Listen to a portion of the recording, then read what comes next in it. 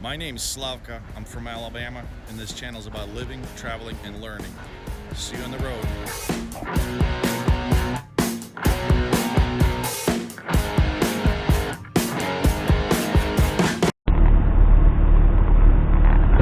Good morning, or whatever time of day that you're watching this. We're getting ready to leave Aurora, Oregon. We're about, about 15 miles south of Portland. So we're going to continue going south on I-5. Today we're going to pass multiple cities such as Eugene, Oregon, Medford, Oregon, Redding, California, Weed, California. We're planning on stopping short of Sacramento, somewhere on I-5. And something of note today, there's a winter storm forecast up basically south of Medford, between Medford and Redding, California, which is like high mountains region. There's a lot of mountain passes, so we'll see if we can get through today. Hopefully we will. Another note of the day, as you can see straight ahead, there's a truck park right there, and I'm not sure if I'm going to be able to get out without that guy moving. He's not supposed to park there. He's kind of blocking the traffic in, so, and I can't go left because the way the parking lot's set up, I won't clear the truck on my left. So I'm gonna give it a try. Otherwise, gonna have to go knock on his window. Make him move.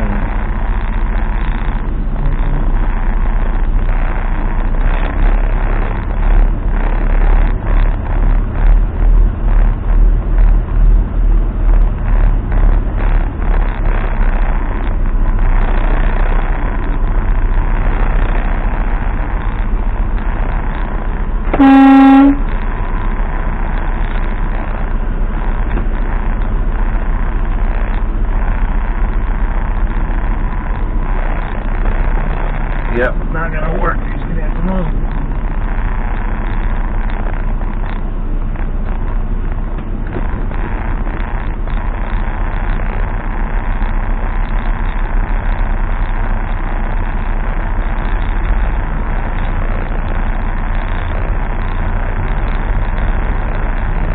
Alright, luckily he was up already. It happens sometimes. I don't know why drivers do that, because you end up getting woken up. Like if there's really no parking spots and you block people in, somebody has to leave 4 a.m., 3 a.m. in the morning, and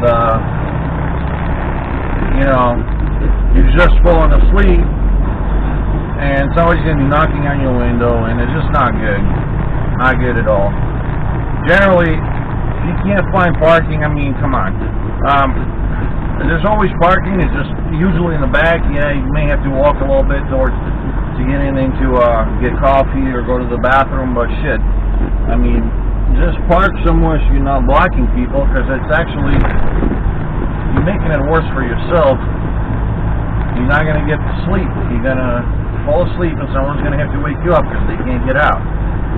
Plus you can get some truck stops,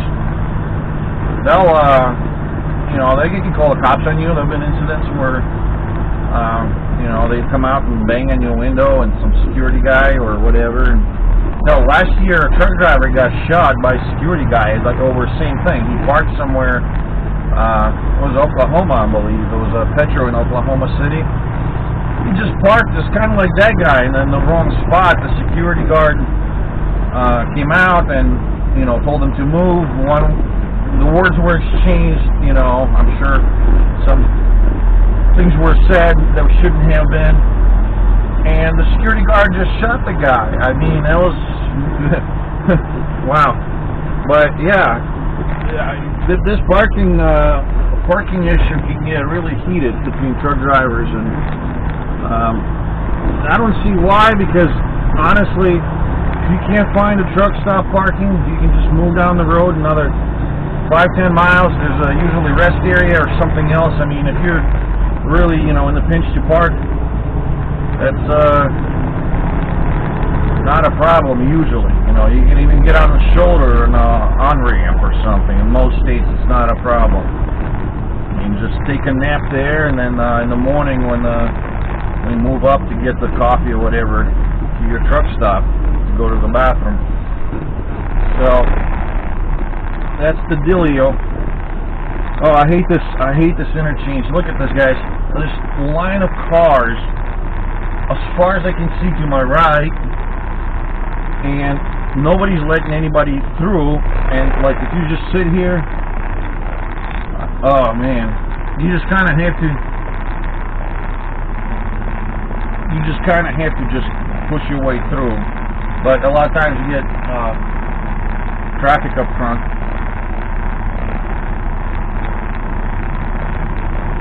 Yeah, the dumbest intersection ever. This could really benefit from a light at least. Like, I have a light on this side, and then that's and on the left side of the bridge, because everyone's coming down this to get on and off the highway. It's mostly in the morning, people coming down to get on I-5 north towards Portland, and you just cannot get through. It's our turn now. Jesus Christ. This traffic is bad.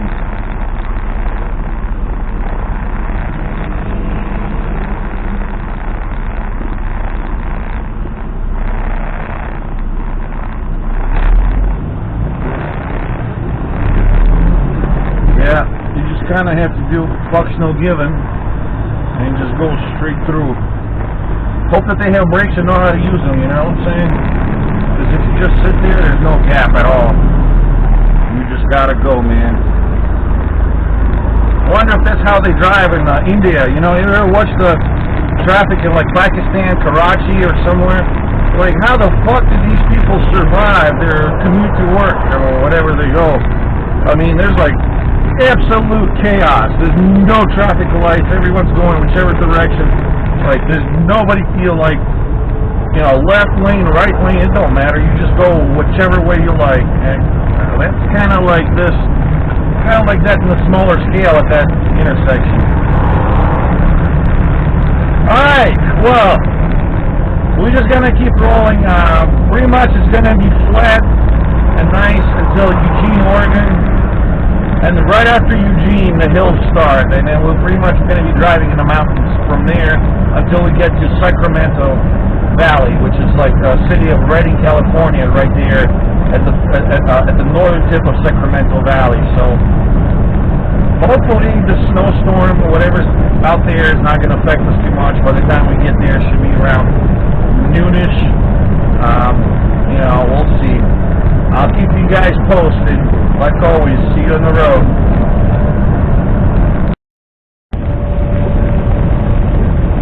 And here's the sleet. Like anticipated. And we're right at the freeze line at the elevation we're at. It's really, really wet snow, kind of a rain light, but it's snowflakes nonetheless.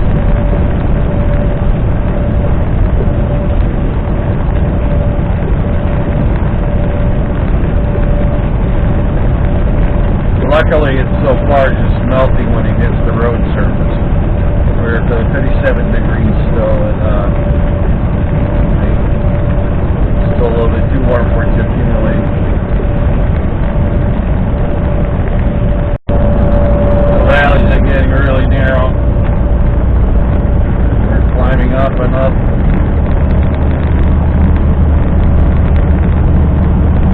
You can actually see the tops of some of the trees already at the freeze line.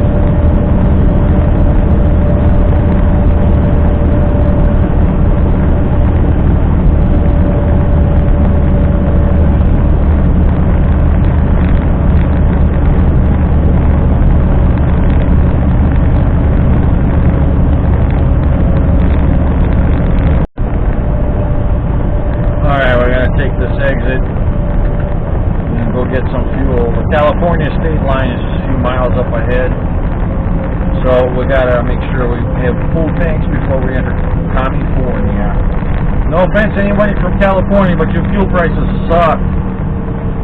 I don't like paying that kind of money for same fuel I can get in another state.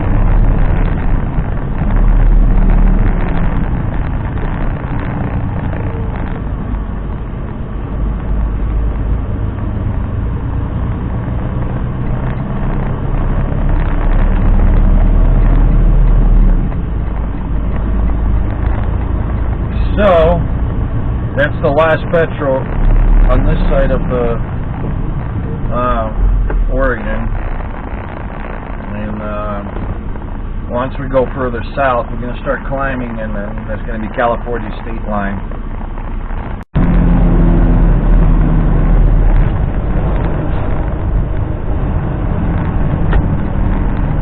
We're going to be climbing. It's going to be one long hill. It's like, I don't know, 12 miles or so.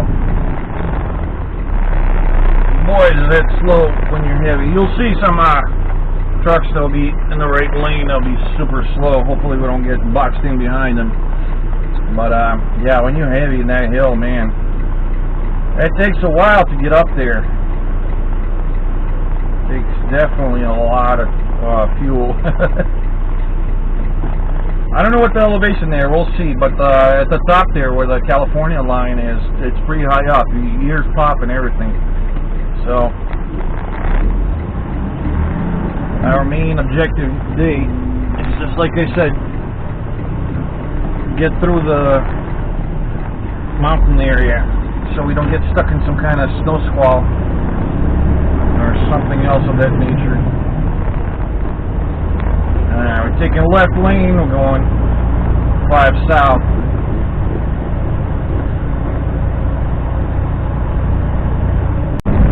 No.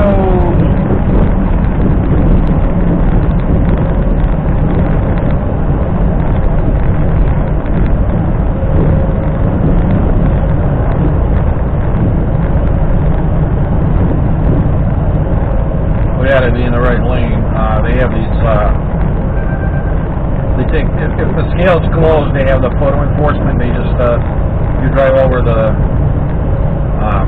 weight plates, and then the camera right there takes a picture of your truck side. We have DOT number, so that's just for the enforcement purposes. Every state wants to know who's coming and going and what kind of money they need to collect from us truckers, because basically the way the fuel tax works, the trucking companies, we have to pay what's known as IFTA tax. So the way it works is each state has its own individual fuel sales tax, and based on miles that the truck is driven in particular states, so you have to report that quarterly. Your amount of taxes you owe is calculated. Now, in the states that are part of IFTA, you already pay sales tax at the pump. So, you know, whatever the sales tax at that particular state is, you pay it at the pump.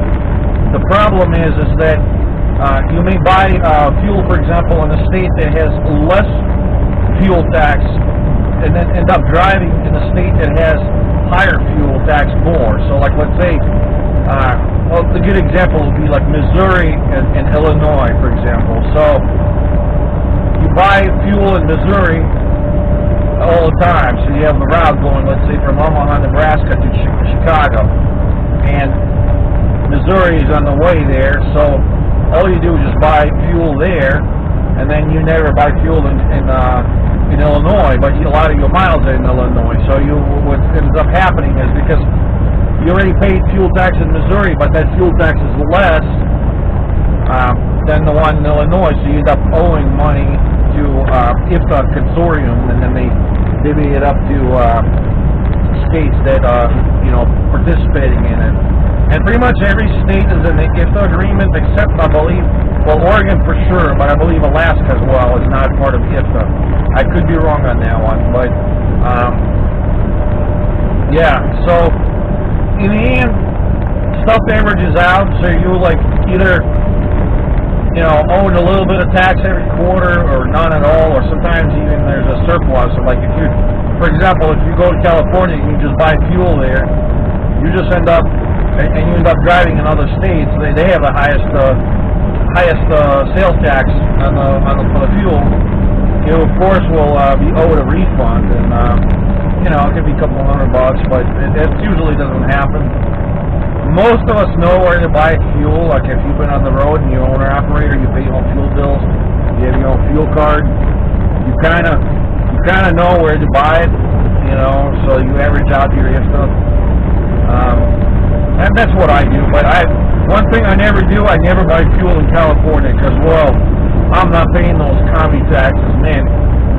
Them governors there, they're insane. I mean, look, right now I just filled up in Oregon. It was $2.66 a gallon, and we're gonna go across the hump here in about 50 miles. Is gonna be probably close to $3.99 or something a gallon. I mean, the difference is huge. It's usually $1 or so for a diesel, depends on where and when. But yeah, it's ridiculous because it makes no sense for me to go right now and spend extra $300 to fill up in California just so I can get some tax refund maybe later.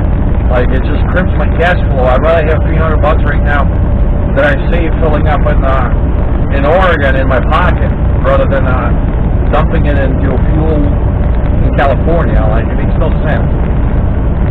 I know someone's going to say, well, you know, it all comes back and if and this and that. Yeah, it will, some, but that's money later, not money now. I'd rather have my money now in my pocket. Like, what if I need something, you know?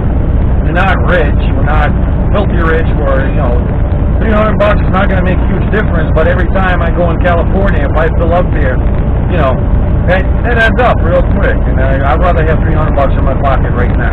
So it's just a matter of the principle anyway. So I refuse to pay these ridiculous taxes like that. I don't understand why they have to do that and be so special about it. But, you know, it goes without saying, if they increase national fuel tax or just overall the fuel goes up, guess what? I'll pay the high price at the pump, but we'll charge higher rates for your stuff that gets delivered to your stores, to your businesses, to, you know, your workplace where you work, and you produce something and gets shipped, you know, so you're all going to pay for it. It's not going to, I'm not going to sit here and lose money. I'm not going to absorb that cost. The rate's going to go up. The fuel price index will go up, and shippers will have to pay higher price. That's why, you know, it always usually a premium to get in load in California. You kind of, if you get in there and loads outbound of there, going some other states, usually, you know, they're well paying, and that's part of it is just that they're carriers that operate in that state. It's really expensive to do business for them. You know, some of us, we take advantage, obviously. We're not from California. We get in there and we take some of the loads, but I mean, overall, it's really expensive to operate a business out of there. I have few friends that are operating small trucking companies. They pretty much closed up their companies and re-registered in Nevada, other states around. You know, there's no feasible way. The amount of money that they milk you for the various fees and licenses and even vehicle registrations, they're expensive as hell there. So, anyways, I'm not an expert on all that, but I do hear a lot of stories about it, and I do go to California all the time. So there's, you know, positive and negative aspects of both. It's a beautiful state. I love it. It's the only state where you have all 4 seasons year-round. You can go on the beach and you can go to a ski resort the same day. You know, you can go mountain crystal clear like Lake Tahoe or somewhere, or you can go in the ocean. I mean, there's a desert and there's a lush green tropical paradise. It's really amazing state, nature and everything, but the politics of like all the Democrats and liberals that are living there, it seems like they intent on just destroying the economy, making it a depopulated state. Maybe that's the intent, I don't know. What do I know? I'm just a dumb truck driver, right? I just go where they tell me to, and that's all I have to do. So,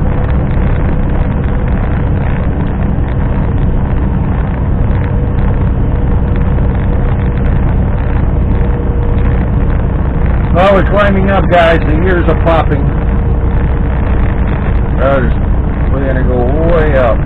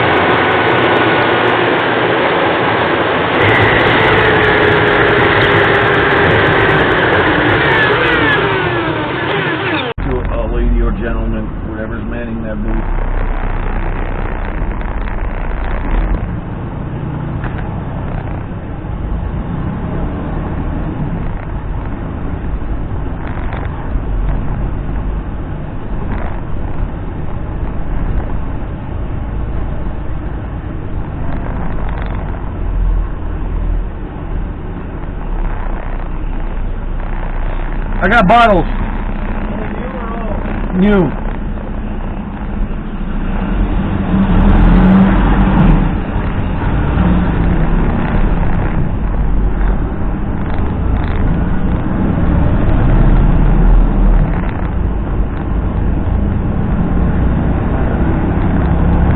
So, we just wanted to know, they didn't want to see my bills today.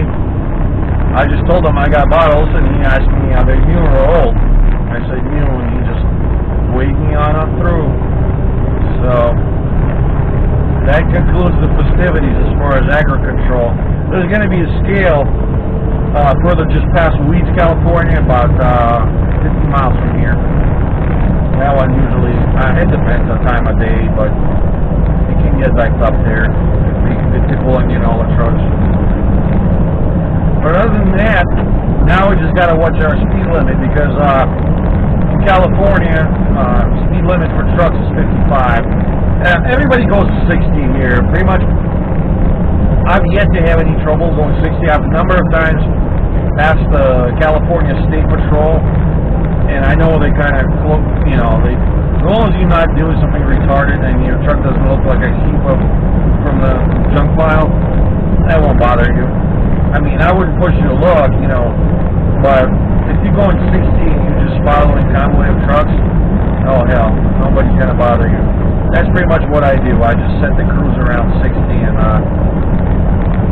and enjoy the views, I guess, because it's slow, man.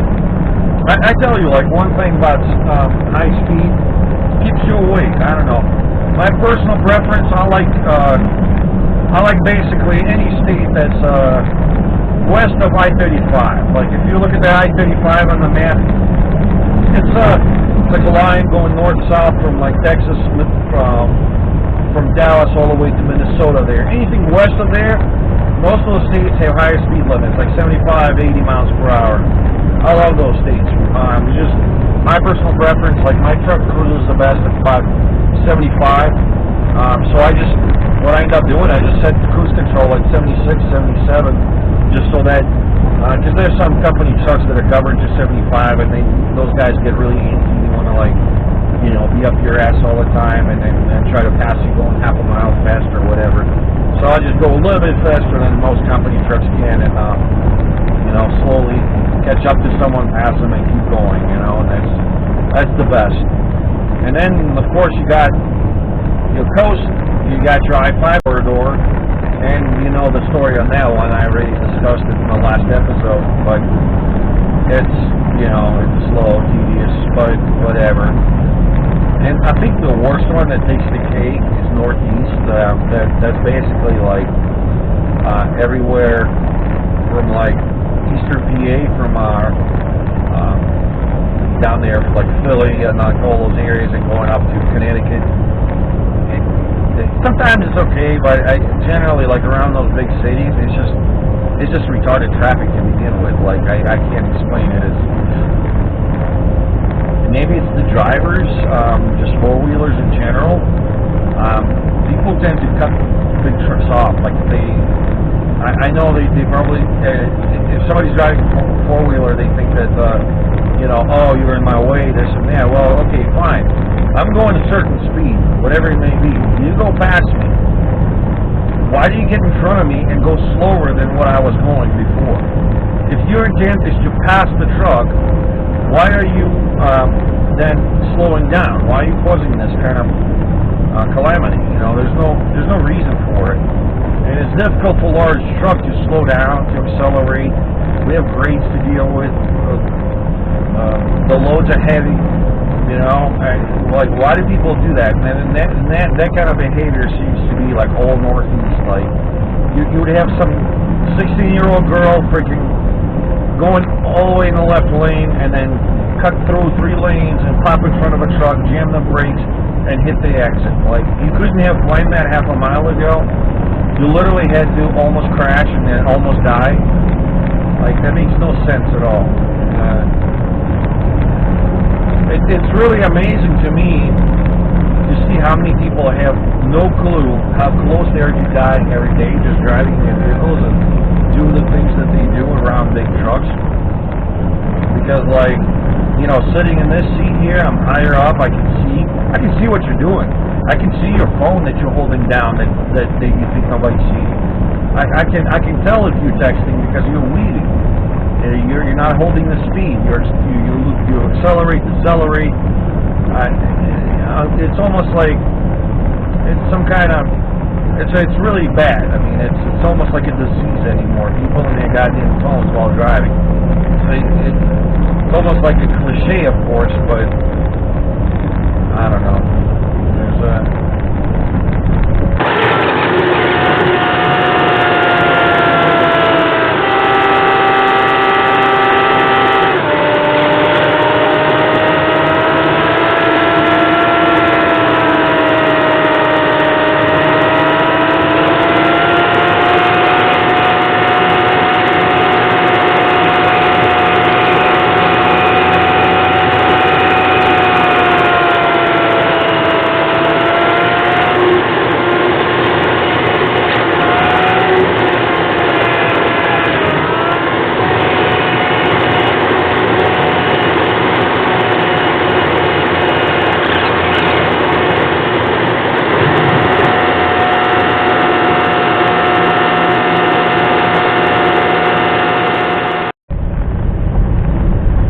ladies and gentlemen, welcome to the valley. It's going to be flat like this for 365 miles all the way until almost to LA. Then it gets hilly again. It's like a bowl of flatness between two mountain ranges. America's orchard.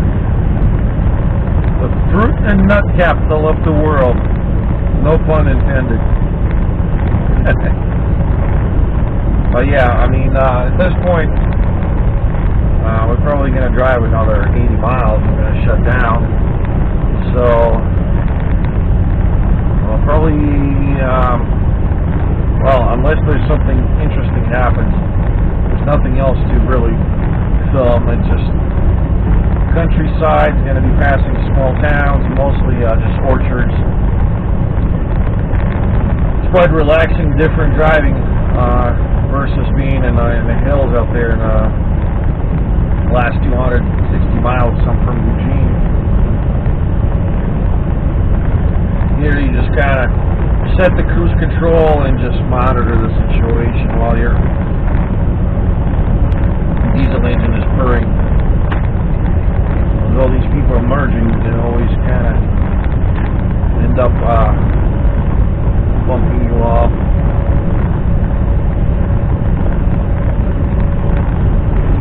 So anyways, we'll see you on the road.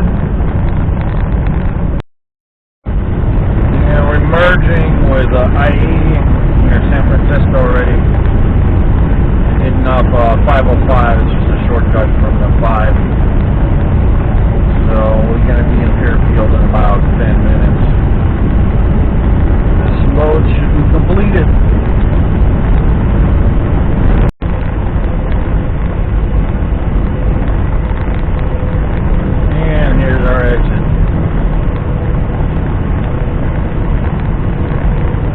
Not far from Travis Air Force Base.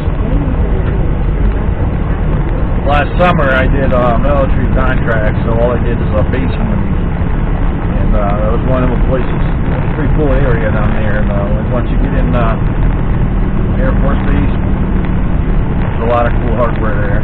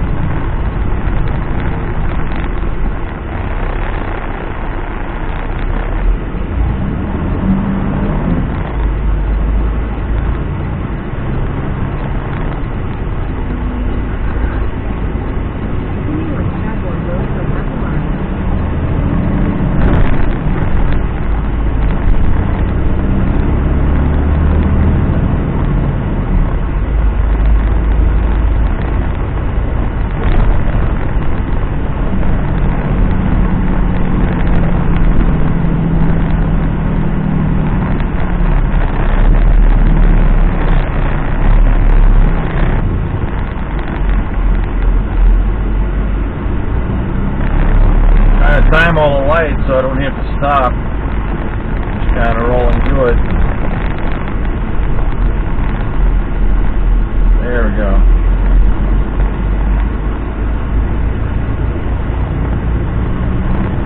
When you're in a big truck, stopping and going again, it's just kind of, well, it's not fuel efficient, let's put it that way, but you also have to, you know, it takes a while to get from a dead stop, especially if you're loaded. You gotta go through a bunch of gears. We gotta be in the left lane. Our turn's coming up.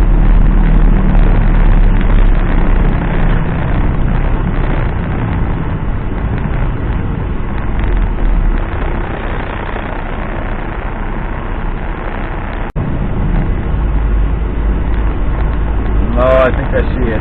445. Yeah, that's us.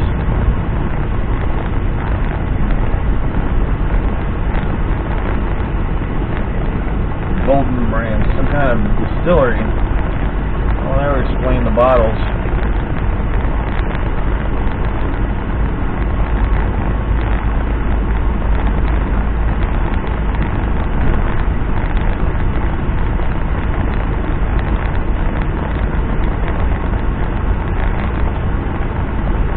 Yeah, that's where we gotta go right here. I'm gonna go next driveway, so I'm oriented in the correct way. Hopefully it's open.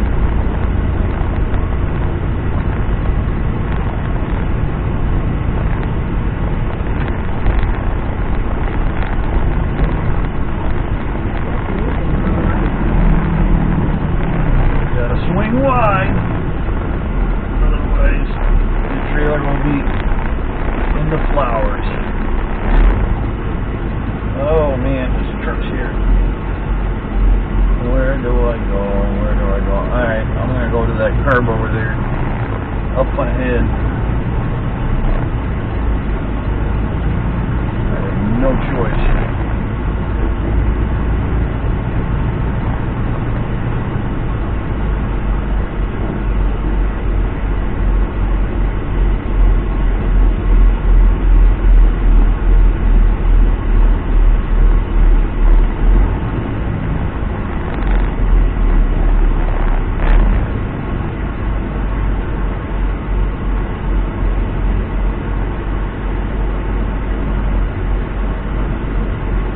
Trying to get out of everybody's way. So if somebody got to get into the dock, I'm not blocking them. No, I think that's as far as I can go. Alright.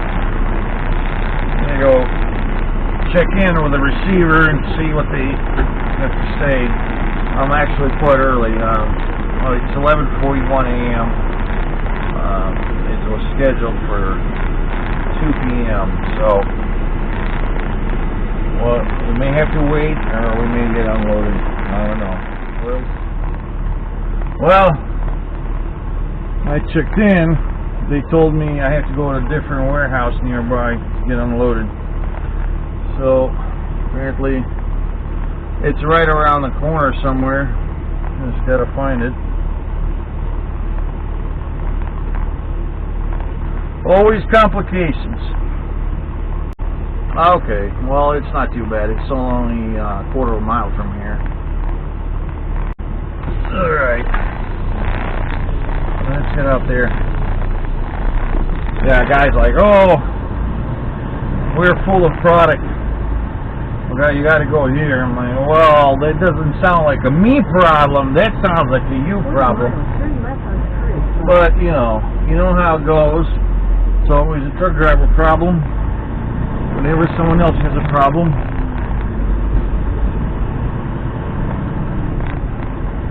It's alright. Customer's always right. It's not super unreasonable to drive a quarter of a mile as long as they unload me quick. Now, I'm just curious. If you were to order, let's say, Uber or taxi cab, and it gets there, and suddenly you tell them, oh yeah, I decided I'm going to be in a mother's-in-law house, and it's only quarter of a mile just that way. Do you think you'd pay them more? I would think so. I would think there'd be additional charge, or something, right? For us trucks, nope. You negotiate the price, and then you just deal with it. We're gonna bounce you around. We could make you wait half a day, entire day. Hell, there have been times I would get on time, or before. I usually try to get in at least minimum 30 minutes early, just so that unforeseen, and usually an hour or two early, if I have ability to do so. And you'll be there all day. Like you would have an appointment for say like 10 a.m. and you won't be done until like 6.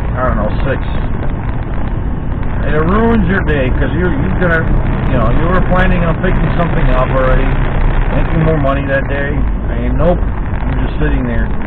So whatever, they don't have enough forklifts, they don't have enough people working at the warehouse. Whatever they don't have enough of, or it's your problem. It's kind of like that.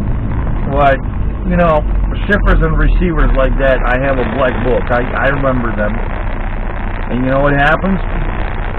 Next time someone tries to book a load, if I might get an idea where it's going to, it's either going to be more money, or I'm not going to take their load. And in the end, when they treat people like that, they're going to have a hard time getting trucks to deliver them for fair market price. They're going to have to pay more. But that's my personal outlook on it. That's the only way you can punish these businesses. They have no right to push their inefficiency onto other people, because all I'm doing, I'm working, I'm trying to feed my family, and whatever didn't push their spreadsheet button correctly that day caused me to be miss my next load. Well, it just cost me $1,000 that day, This equipment ain't cheap. Tractor trailer is like a mortgage on a Midwestern house. So we gotta keep it rolling. We gotta make money. Otherwise, it becomes a really expensive toy.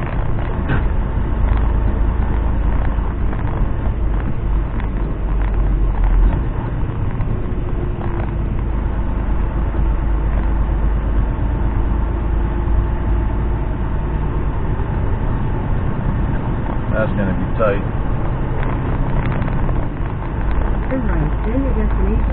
We got to get around. That's the warehouse right there. We got to get around it. See if we can get in here.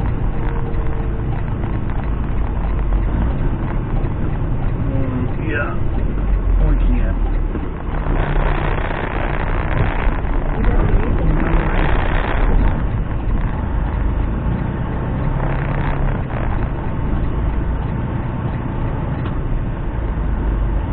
Got to go around it so we're oriented the correct way.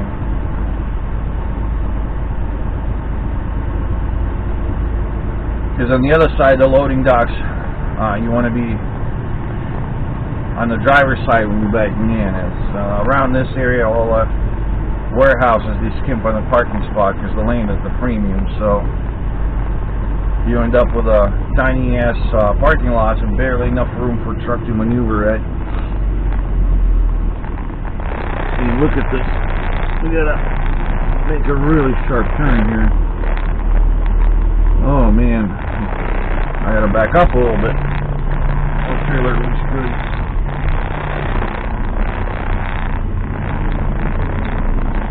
We don't want a trailer taking out the corner of the building either. Alright, we're good. Gonna be a little bit over the curb. It's okay. There we go. Gentle hug, a nudge. Alright, boys and girls.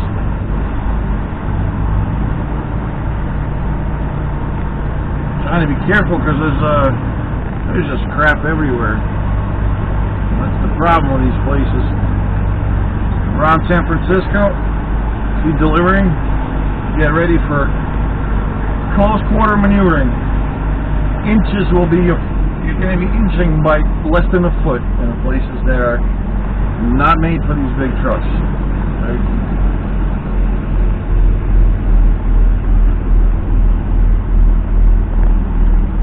Now we're going to round here, go see where's the guy at.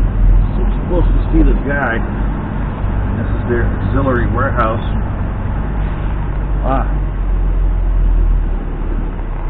That's Langsberg. I don't know, it looks like a different company. Maybe it's over there.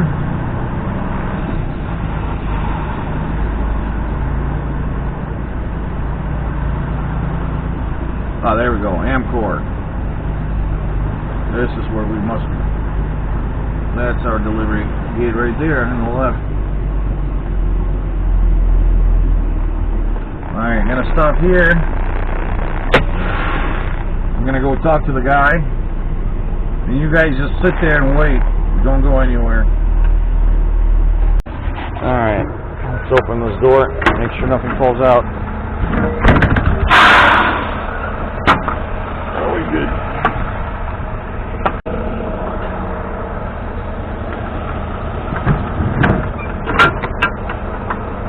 Looks good, just like the way it was put in.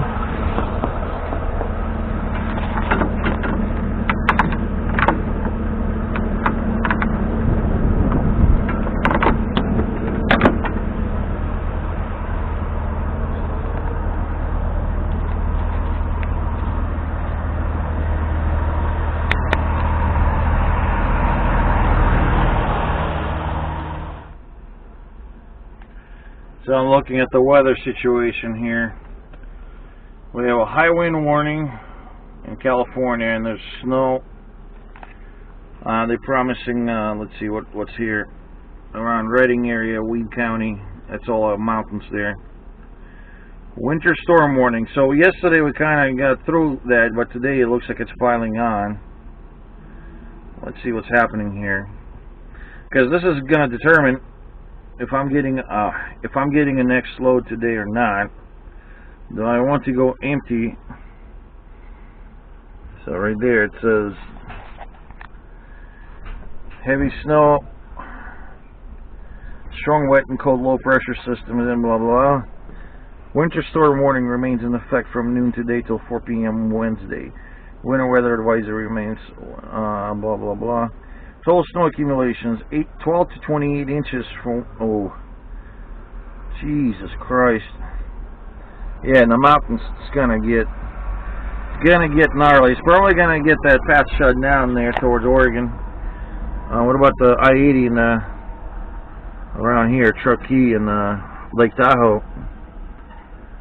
Oh yeah, well that place is gonna get dumped. If it's snowing in the valley around Redding, you bet your ass is going to snow around here. That's some high elevation there. That place gets shut down in no time. Strong high impact storm this evening into Friday. Wow. Significant winter storm will move into the region this evening and persist into Friday. Very low snow levels to surface along with the strong winds expected. Snowfall will be possible down into northern Sacramento Valley late today into Wednesday morning, with the cities of Redding and Red Bluff expecting to receive multiple inches of snow. Snow levels will generally rise to 3. Well, all those passes are way above 3,000 feet. I mean, we're going into like 8,000 feet passes there. Check this out. Heavy snow expected. Travel will be difficult to impossible. Damage to trees and power lines possible. Total snow accumulation 1 to 5 feet above 3,000 feet. Yeah. Localized amounts 5 to 7 feet. I mean, guys, 7 feet. That's like higher than the first story of a building. I mean, yeah. I mean, I believe it. Up there in the mountains, where I-80 goes towards Reno. Yeah. I'm just gonna go park today because, well, I can deal with snow or I can deal with wind. But I can't deal with both because there's also wind advisory. Check this out. It's right here. It was pretty windy when I was coming in here. It was not too terrible yet. Like, it was manageable, but come on. This thing's retarded. What's the wind situation? High wind warning remains in effect from 8 p.m. this evening till noon Wednesday. Hard freeze warning. Southeast winds 35 to 45 miles per hour with gusts up to 60 expected. Sacramento Valley. Ooh. Yeah, guys, I'm going to go park. 60 mile per hour gust. We'll dump this truck on the side for a nappy nap, and I don't want to be in it when that happens. I'll put the picture in the video. See what happened to one of our trucks a few years back, and that wasn't pretty. And that truck wasn't moving. The guy saw bad weather coming in, parked on the shoulder, and he got tipped over. I've seen on the road in Wyoming. I've seen the truck go. When the wind hits you, it hits you hard, and there's nothing you can do. You just go upside down, and off you go flying. So yeah, we're gonna park it for today and reassess the situation tomorrow. There's no need to go pick up load right now, because anything I pick up today is going to result in me driving empty somewhere for 100, 200 miles probably down to LA. And with all this crap coming in and high winds, being empty, that's just not good. So, nope.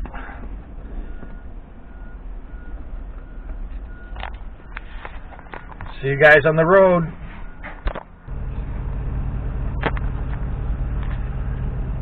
What's up, guys? Just want to give you an update. It's around 7:50 p.m. I'm near Stockton, California. I'm parked at the Flying J.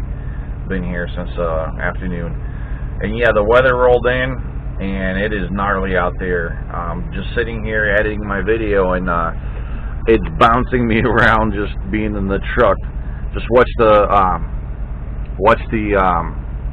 mic on for CB. Look at it rocking, and then I'm parked between two trucks when the truck stops, so the wind's not even hitting the profile of my trailer. It's shielded pretty much, but it's just enough to grab it, and a gust comes in just wham, you know. It's like a crazy rocking. So they're definitely it's definitely dangerous out there. And I've been looking at the forecast on the radar. It is just gnarly storm out there. I mean, take a look at this. Take a look at this. So we're right here at the Stockton area, and all this stuff is just moving in. We're in the valley, so it's raining. It's warm enough where it's not snowing. But out here, it's I-5 going towards Oregon, the Grants Pass. It's all snow. There's going to be several feet of snow before morning. And then down here, the Truckee and the Donner Pass towards Reno, that's shut down already. They anticipating 3 to 4 feet of snow. I don't know, man. So they're calling for this snow event to continue through Friday. That means I'm trapped in this little bowl of, well, little, but it's Sacramento Valley. And if this keeps going, yeah, I can't go north, realistically speaking, because the traffic is just going to be crawling. As long as the snow keeps falling, the highways are going to stay paralyzed or partially shut down or fully shut down, depends on the accidents, because that's really high mountain region there, and it's twisty roads, and it's high elevation, so the snow's going to triple, quadruple down there. And same for I-80. They try to keep it open. The chain law is in effect, obviously, and you know, but when it snows that much, there's nothing they can do to keep it open, because when it comes down a foot an hour, everything stops until the snow goes away. So our only realistic option, I think, for tomorrow, assuming that this situation does not improve, hopefully the winds will die down and we're going to head south, because I doubt there's going to be any worthwhile loads in this area that's going to LA area. So we're going to have to go empty down towards LA. We're probably going to park somewhere like Ontario, which is down here, and see what we can get there. because yeah, the I-80 is locked up. I-5 North is locked up for several days, looks like. You know, these winter storms has been kicking my ass this year. I don't know, it's like every 4 or 5 days we get something, and it keeps going east, because all this stuff's gonna move towards Utah, Wyoming, and you know it's gonna be a complete shit show in Wyoming and Nebraska out here. It's just in a few days it's all gonna be here, and it's gonna be nasty. So you don't want to pick up the load right now, even if you get through somehow, which I doubt. You're going to be traveling with that storm the entire way. So if it's going to Chicago or whatever, every morning you wake up and it's going to be same freaking Groundhog Day. You know, there's going to be snow, ice, wrecks, delays. Yeah, that's not good. But that's what winter is. Sometimes you just have to sit. You know, you choose your battles wisely, because one thing you're not going to win is from Mother Nature, and it gets really dangerous out there. High winds and ice, and that just pushes the trucks right up in the ditch, and they fold up, and your trucking days are over. So that's an update. See you on the road, guys.